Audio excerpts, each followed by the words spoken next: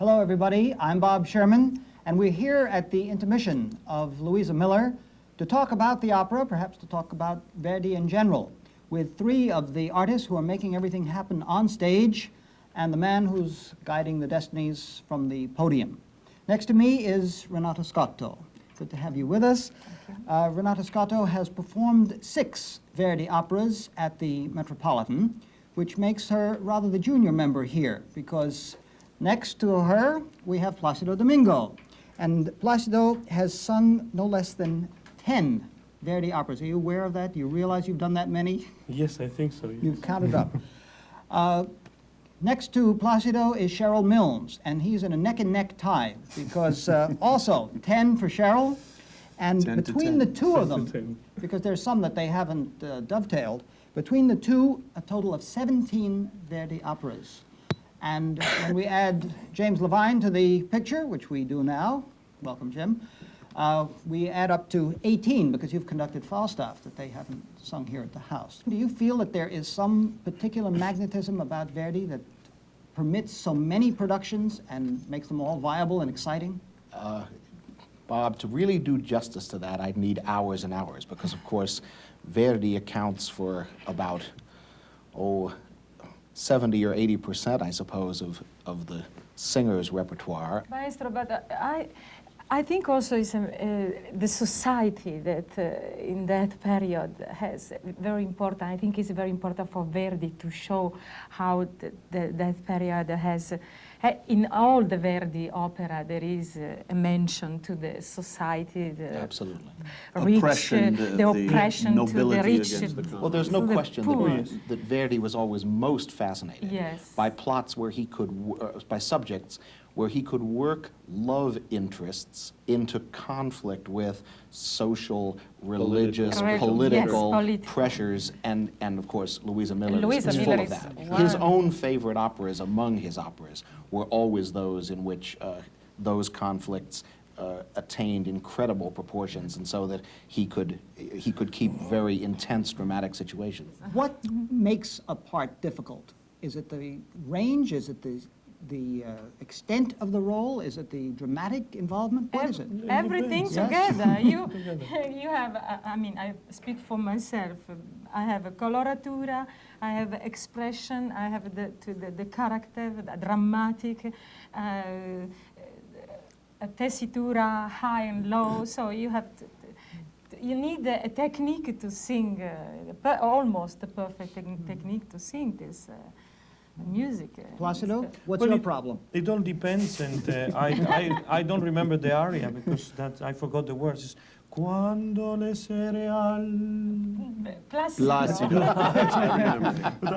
Well, no, the thing is, as Renata said, it depends. In different operas, it might be the length, it might be the tessiture in a certain moment, it might be just not to have the right time to breathe in between one place and the other. For instance, one of the most difficult spots in the Luisa Miller, almost nobody realizes, is the duet with the Federica in the second scene.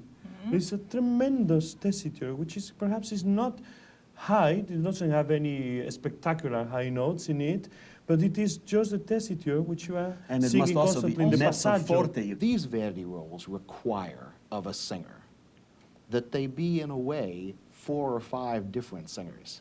I mean, some singers have by nature an easier time with very dramatic passages. Other singers by nature an easier time with lyric passages, or high passages, or low passages, or coloratura, or whatever. But when you get a big Verdi role that has all of this, and you're a single human singer, it's, you know, to keep all of this in balance and act the dramatic elements too, that presents a pretty large density of difficulty. So the only person who's having an easy time of it is you, right? I won't say a word about that, Bob. Not a word. Well, wait a second. Sherrill, he's explained what you have to go through. What does the conductor have to do except not lose his place and things like that? To keep the singer. Well, Sherrill can tell you. As we know for Jim, just keeping his place is very difficult.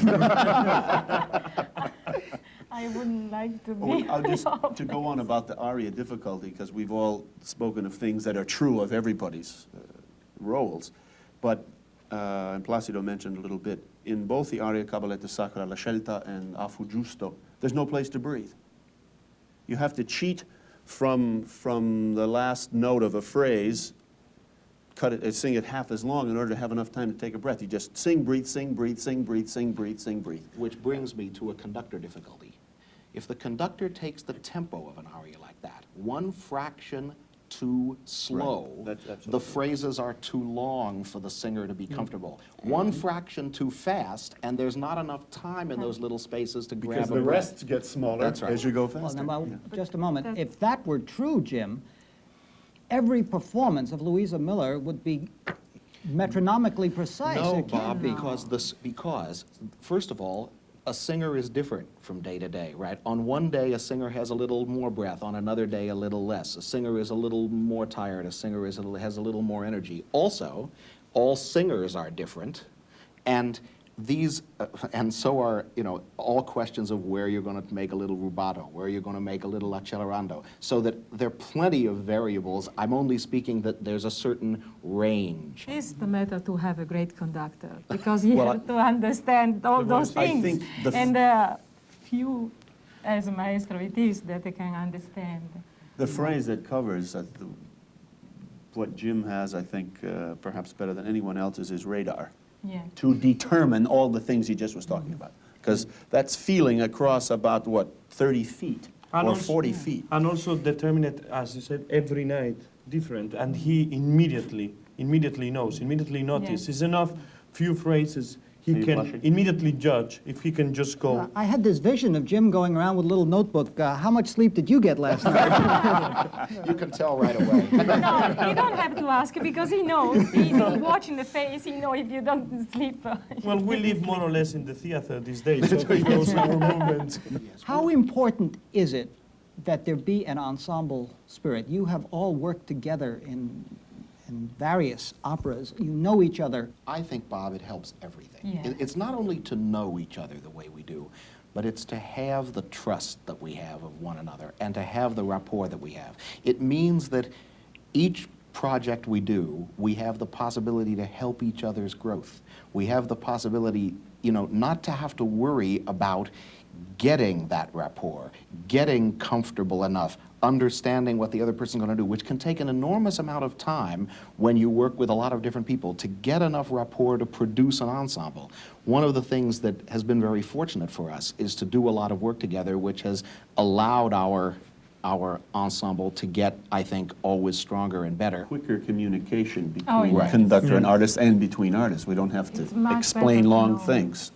A couple of phrases and, right, what we Right. did there, a little quicker, don't forget this. Perhaps I know Sherrill so well that when I was rehearsing for myself the duet, and it's very difficult duet musically, and I could hear him sing. And I said, I can do this because Sherrill will sing like this. So it's, if we don't, it's the same as with Plácido. And I it's know, also- I can hear when It I, also brings you the best, when you are singing often with people, and besides them, we are very good friends, I consider them, they are great artists. It brings the best of you. It gives you an inspiration. When a character in an opera is on stage, silent, while another character is singing a long aria, what actually are you thinking about? the role, the character. So I'm listening if I'm on stage when You're listening in character Oh, as of that course, person of would listen. course. In fact, Bob, That I think is if very you don't, important. it affects the If way you the don't- audience concentrates. I Yes, think, of every singer is course. aware of that, and since they also want the How the can I, audience- when we have a duet with Sherrill, he sings an aria. It's not really an aria, because then go in a duet, and he sing long. So how can I be myself and look to look or think of something? No, I think of him. He's my father, and I listen what he sing. Well, Even if he sing for 10 minutes. we have to think Even if I only. sing badly. We have to think always just like in terms of a straight drama. It's the conversation that is taking place. So you are supposed to be listening and reacting to that, If you see that one of your singers is in trouble, what can you do? You can't call out instructions to him. You can't, what do you do? No, but you can do quite a lot. Oh. You can, as long as you have that kind of invisible bond, you know, as long as you are concentrating on the singer and the singer is concentrating back. It's amazing what you can do. I mean, of course, there is a distance, and you're absolutely right. That is a technical hurdle that always has to be overcome. But the more you work with singers and the more you know their special, you know, characteristics and details, and they know yours, the more you can deal with that. I can see everything from your eyes.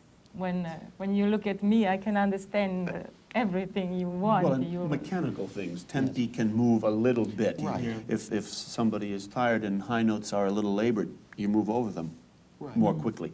A little longer for breath time. Those are the kinds of things that And Jim will between feel. all of our performances, you see, we always try to analyze a little bit the details from the previous performance where we thought, you know, maybe something wasn't dramatic enough, or maybe a pause was too much or not enough, and keep trying to make it better. And therefore, we have the pleasure that in a run of performances, we get a little bit closer to that elusive goal that we're after. Well, it's time for us to go back to Luisa Miller. So just a word of thank you to our 4 illustrious Metropolitan performers, Renata Scotto, Plácido Domingo, Sherrill Milnes, and James Levine. I'm Bob Sherman. Thank you very much.